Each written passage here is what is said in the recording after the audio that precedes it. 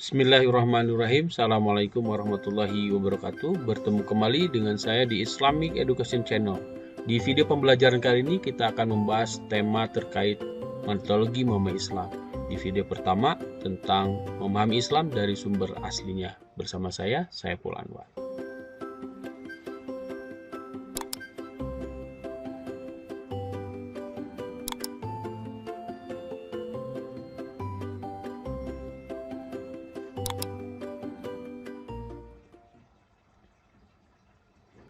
Bismillahirrahmanirrahim. Kalau kita berbicara tentang pemahaman manusia atau penguasaan seseorang terhadap satu keterampilan, kita akan melihatnya berbeda antara satu orang dengan orang yang lainnya.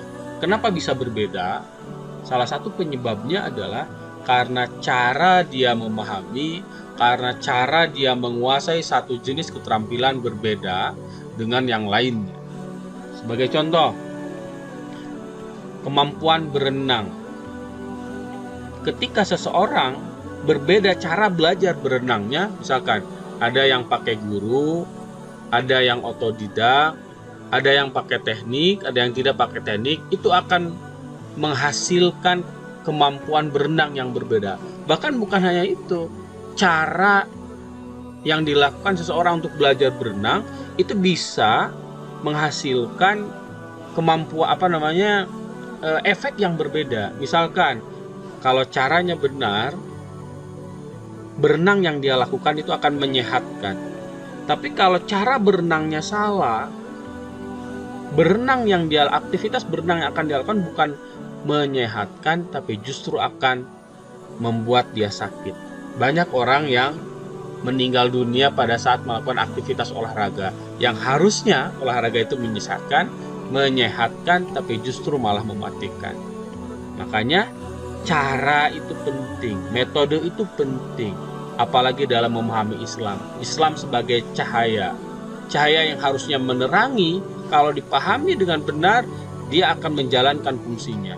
Tapi kalau caranya salah, dipahami dengan cara yang salah, itu malah membahayakan. Di video ini kita akan membahas metodologi memahami Islam bagian pertama. Selamat menyaksikan. Berbicara tentang Islam sebagai satu sistem keyakinan yang berisi tentang pedoman bagaimana agar manusia bisa menjalankan kehidupan di dunia ini dengan benar. Pada tataran implementasi, itu sangat bergantung pada kualitas pemahaman seseorang. Dan kualitas pemahaman seseorang itu akan sangat mempengaruhi cara dia mengamalkan ajaran Islam itu dalam kehidupan sehari-hari.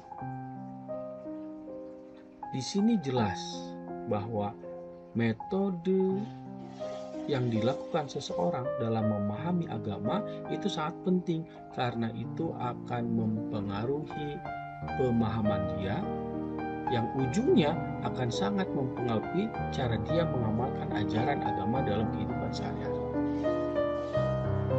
Terkait cara yang salah dalam memahami agama, Allah Subhanahu wa Ta'ala pernah menegur ahlul kitab, yakni kelompok Yahudi dan Nasrani, di mana mereka saat itu memahami ajaran agama mereka secara parsial.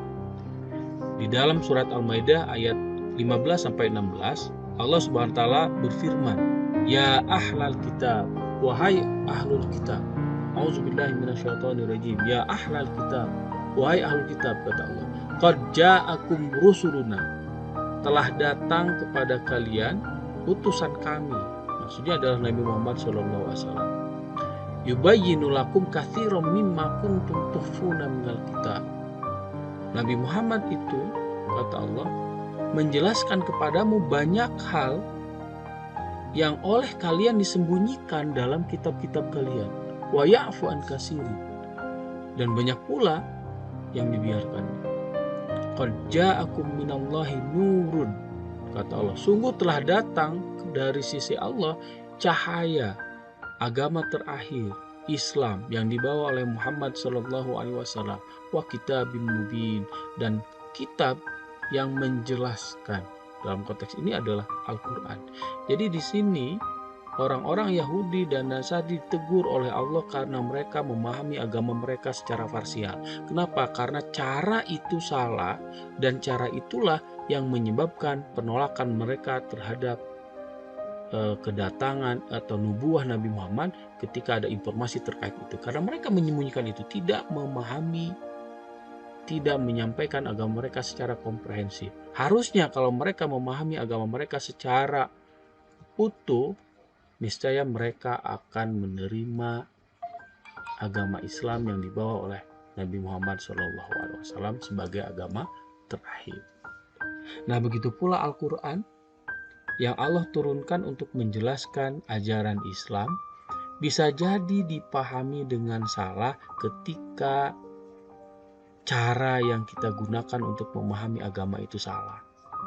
Islam yang berperan sebagai yang disebut sebagai cahaya yang harusnya menerangi, malah bisa jadi menyesatkan karena dipahami secara salah.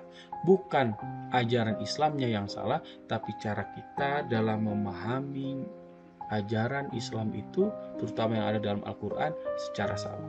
Dengan demikian, Al-Quran sebagai kitab yang menjelaskan di dalam ayat ini, Kitabun Mubin, itu akan menjelaskan fungsinya dengan baik, yaitu yang pertama, kata Allah di ayat 16, Yahdi bihillahu manittaba'a ridwanahu.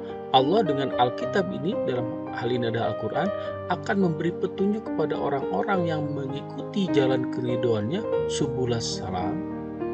Jadi Al-Quran akan memberi petunjuk kepada subulas salam, jalan-jalan yang menyelamatkan atau jalan-jalan keselamatan, wa yukhrijuhum minaz zulumati ilan nur, dan akan mengeluarkan orang-orang itu dari gelap gulita kepada cahaya yang terang benderang, tentunya biiznihi, dengan izin Allah, wa yahdihim, dan Al-Quran itu, lewat Al-Quran itu akan memberikan petunjuk atau hidayah ila siratal mustaqim, kepada jalan yang lurus.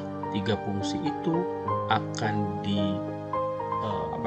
akan didapatkan ketika Al-Quran dipahami dengan metode yang benar, ketika Islam dipahami dengan metode yang benar.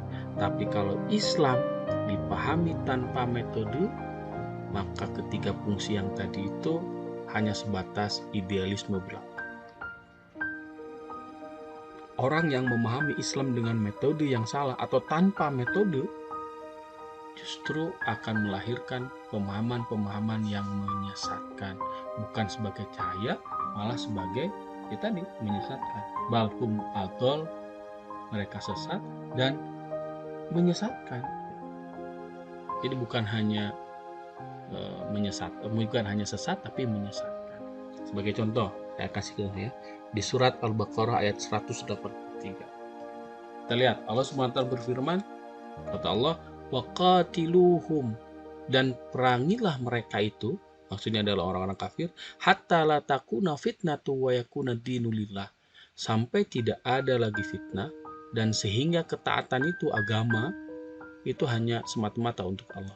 Fa in intahu, dan jika mereka berhenti dari memusuhi kamu, kata Allah, fala udwana illa 'alaz zalimin, maka tidak ada permusuhan lagi kecuali terhadap orang-orang yang zalim.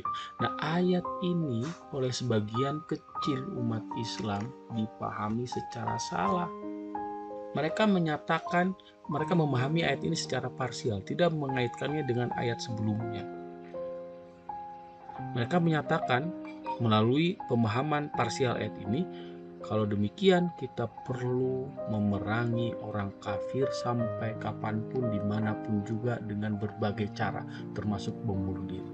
Padahal kalau ayat ini dipahami tidak secara parsial, dikaitkan dengan ayat sebelumnya, menjadi jelas. Karena yang dimaksud hum di sini, allazina kafaru, itu orang-orang kafir di situ adalah bukan semua orang kafir.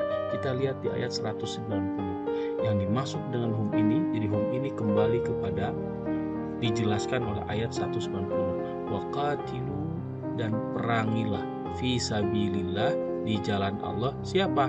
Alladzina yuqatilunakum, orang-orang kafir yang memerangi kamu. Wala ta'tadu, itu pun jangan berlebihan, kata Allah. Innallaha la yuhibbul tadi, karena Allah tidak menyukai orang-orang yang berlebihan. Artinya apa? Ketika ayat ini dipahami dengan cara yang salah, menimbulkan pemahaman yang salah, yaitu ketika tidak dikaitkan dengan ayat tadi, seolah-olah kita mesti memerangi orang-orang kafir tanpa kecuali, padahal yang diperangi maksud ayat ini adalah orang-orang kafir yang memerangi. Itu contoh yang kedua, kita lihat di surat Al-Kahfi ayat 17. Allah Subhanahu wa taala berfirman, "Auzubillahi minasyaitonirrajim, bismillahirrahmanirrahim." Kita langsung ke ayat ini. May yahdillah fahuwal muhtadi. Barang siapa yang diberi petunjuk oleh Allah, maka dialah yang mendapat petunjuk. Wa may yudlil, dan barang siapa yang disesatkannya, falan tajida lahu waliyyam mursida. Maka kamu tidak akan mendapatkan seorang pemimpin pun yang dapat memberi petunjuk kepadanya. Nah, ini ada istilah wali mursid. Nah, ada sebagian kecil umat Islam yang menyatakan, makanya berdasarkan ayat ini ya, supaya kita mendapatkan hidayah perlu wali mursyid. Ada yang mengatakan demikian. Padahal ayat ini tidak sama sekali berbicara tentang wali mursyid dalam konteks yang dia bicarakan. Pemahaman dia seperti itu setidaknya bisa jadi karena dua hal. Pertama, karena dalam pikirannya itu sudah ada tentang konsep wali mursyid, yang dia membaca Al-Quran ingin mencari informasi, ada nggak nih kedudukan wali mursyid dalam Al-Quran. Nah, ketika dia membaca Al-Quran, seolah-olah ayat ini melegitimasi konsep dia tentang wali mursyid, sehingga dia berkesimpulan bahwa tanpa wali mursyid kita tidak akan mendapatkan hidayah Allah. Seolah-olah seperti itu. Dan yang kedua, karena pemahaman dia yang lemah terhadap tata bahasa Arab, terutama di sini adalah isim nakirah dalam konteks nafi, dalam konteks larangan gitu. Yang maknanya itu sebetulnya jadi peniadaan. Jadi ketika isim nakirah dalam konteks negatif ya, seperti kalimat ini, falan tajidalahu waliyan mursida, itu artinya sebetulnya memastikan dan meniadakan, tidak menyisakan satupun pemahaman dari selain ini. Artinya makna itu jadi gini, tidak ada seorang pun guru atau penolong yang dapat memberi petunjuk ketika Allah tidak menghendaki. Jadi ketika Allah menghendaki kesesatan seseorang dan dia pun memilih kesesatan itu, tidak akan ada satupun guru yang mampu memberikan petunjuk kepada orang seperti itu. Nah, maksudnya seperti itu. Jadi bukan tidak berbicara, ayat ini tidak berbicara tentang konsep wali mursyid yang dimaksud. Jadi itu ya. Dan banyak sekali beberapa ayat yang salah dipahami. Jadi sekali lagi, memahami Islam yang benar, memahami ayat Al-Quran yang benar, memahami konsep Islam itu perlu metodologi. Secara bahasa, metodologi itu maknanya ilmu tentang cara. Tapi cara di sini yang dalam bahasa Inggris bukan way ya, method. Jadi cara yang sudah teruji efektif dan efisien dalam melakukan sesuatu. Jadi metodologi memahami Islam itu adalah metode-metode yang sudah dikembangkan oleh para ulama, yang kalau kita memahami Islam dengan metode itu akan terhindar dari kesalahpahaman dalam memahami Islam. Apa saja metodenya? Ya kita lihat. Yang pertama adalah memahami Islam melalui sumber pokok Islam. Jadi kalau kita ingin tahu Islam itu seperti apa, ya kita belajar langsung dari sumber pokok Islam. Dan ketika kita mempelajari sumber pokok Islam, itu tidak bisa sembarangan. Nah, paling tidak ada dua cara belajar Islam melalui sumber pokok Islam. Yang pertama adalah lewat terjemah, yang kedua lewat bahasa asli. Jadi tidak bisa dipungkiri bahwa ada orang yang mempelajari Islam itu melalui terjemah karena dia tidak paham dengan bahasa aslinya Al-Quran atau belum paham setidaknya. Tapi ada juga orang yang mempelajari Al-Quran atau Islam melalui sumber pokok Islam, yakni Al-Quran, lewat bahasa asli. Terkait hal tersebut, bagi siapapun yang hendak mempelajari Al-Quran dari sumber pokoknya langsung, misalkan Al-Quran, tapi karena keterbatasan bahasa, dia tidak menguasai bahasa Arab, dia hanya mampu membaca terjemahnya saja, maka ada beberapa rambu-rambu yang perlu dia perhatikan ketika dia membaca Al-Quran hanya dari terjemahnya. Yang pertama, tentunya perbaiki niat.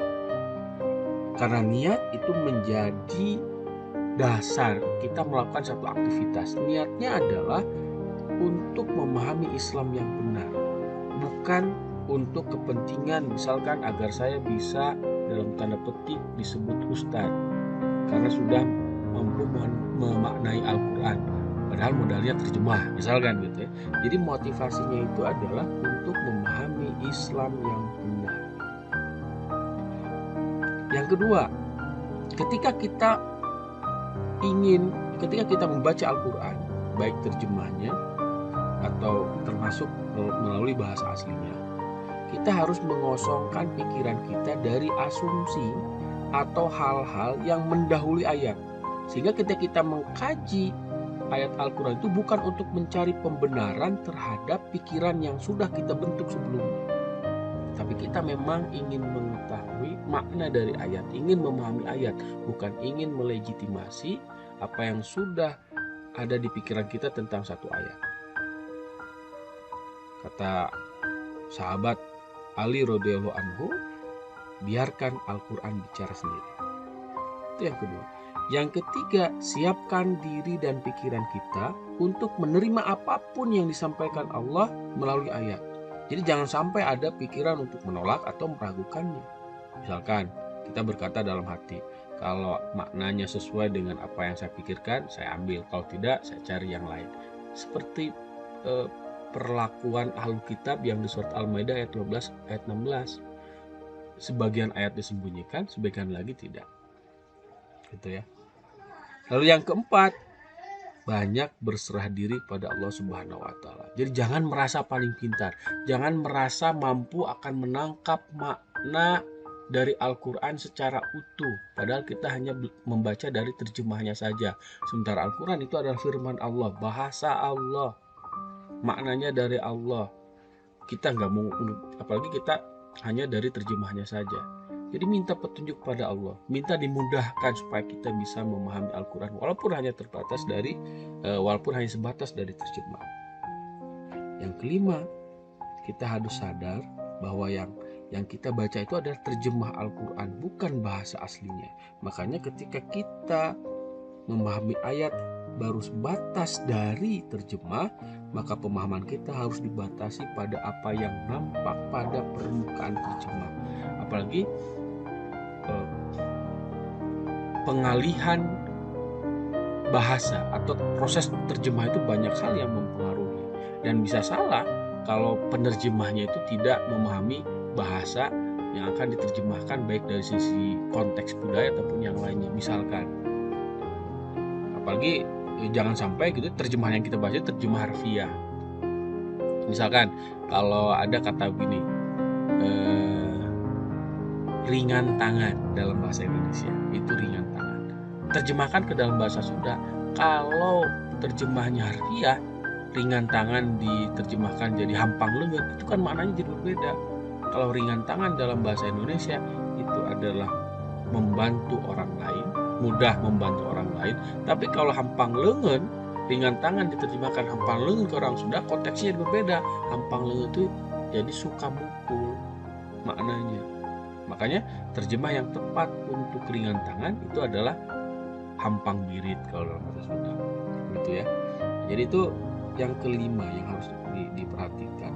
Jadi yang kita baca itu terjemah, bukan bahasa aslinya. Maka pemahaman terhadap makna ayat dibatasi pada apa yang tampak.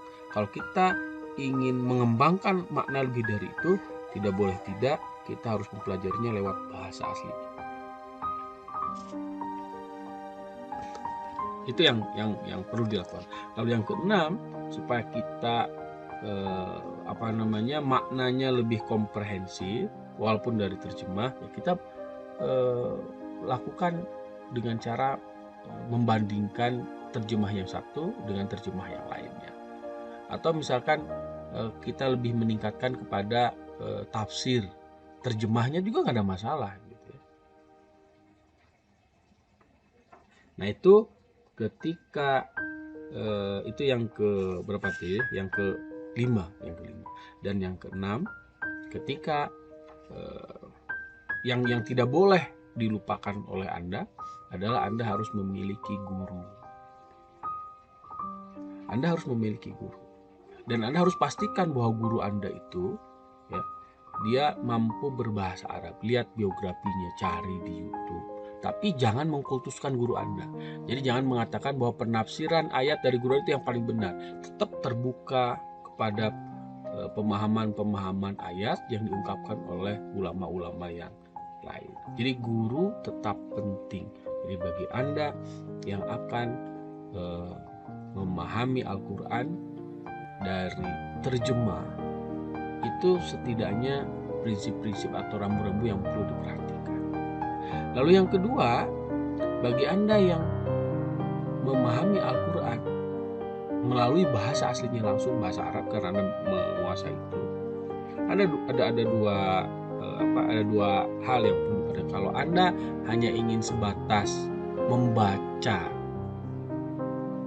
tafsirnya saja, gitu ya prinsip-prinsip yang tadi yang di atas itu yang diperhatikan.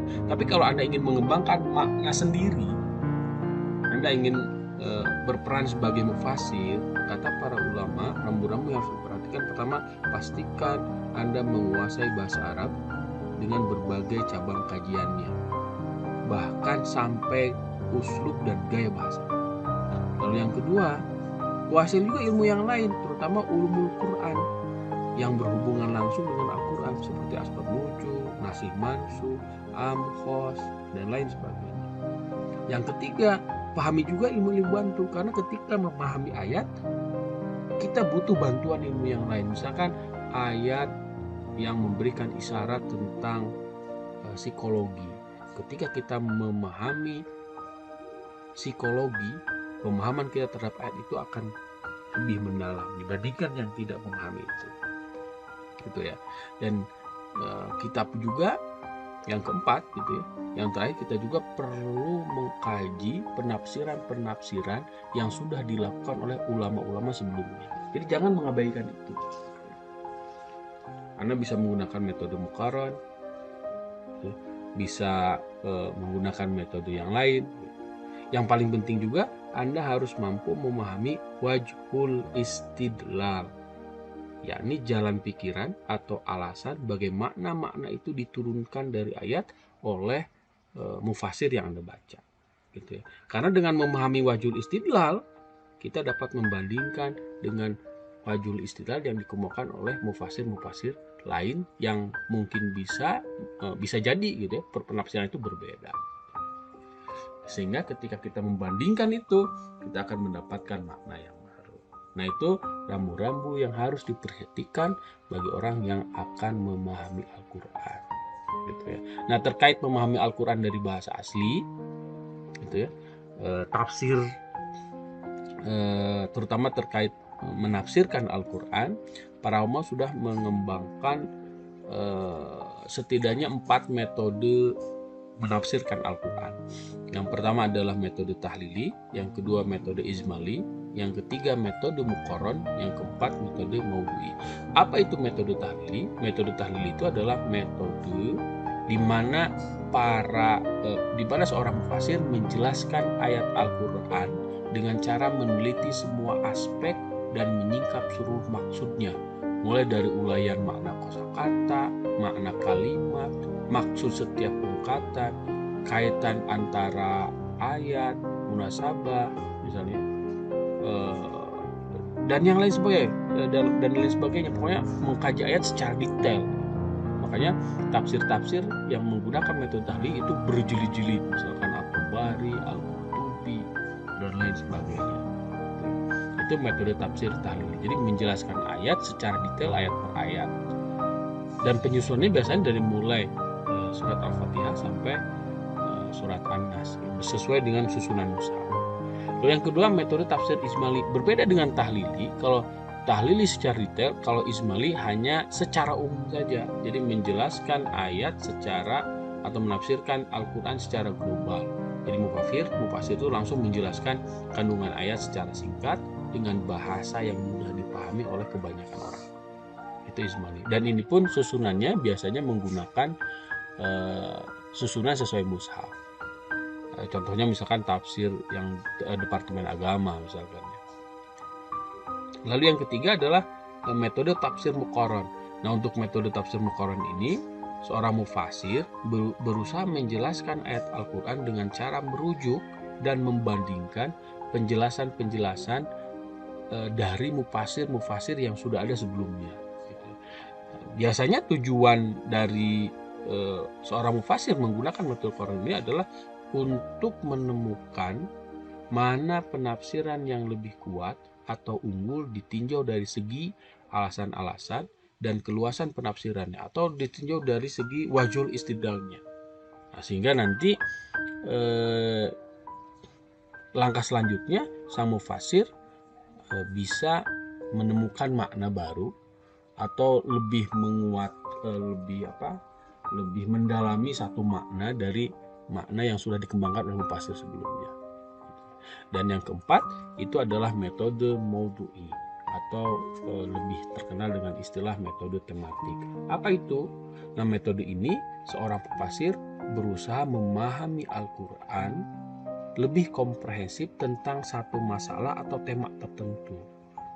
Nah, sampai saat ini menurut beberapa literatur terkait ini ada 4 model, 4 bentuk dari metode maudu'i, tafsir maudu'i. Yang pertama, caranya itu adalah mengangkat tema dari kosakata yang ada dalam Al-Quran. Misalkan makna khalifah dalam Al-Quran, konsep bashar dalam Al-Quran, dan seterusnya. Jadi mengangkat kata yang disebutkan dalam Al-Quran. Konsep bashar, konsep insan, misalkan konsep nas, dan seterusnya. Jadi mengkaji kata yang dimunculkan dalam Al-Quran. Lalu yang kedua, mengangkat tema dari surat, seperti misalkan konsep pendidikan dalam surat pendidikan keluarga dalam surat Al-Imran, itu model yang kedua. Model yang ketiga, mengangkat tema dari satu gugus ayat, seperti misalkan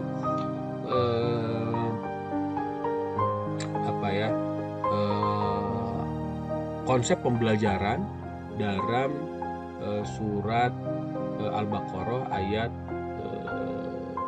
29, 30 dan seterusnya. Misalkan terkait wa'alama adamal asma, misalnya terkait itu misalkan. Nah, itu yang ketiga. Lalu yang keempat, mengangkat tema tentang persoalan yang terjadi di masyarakat.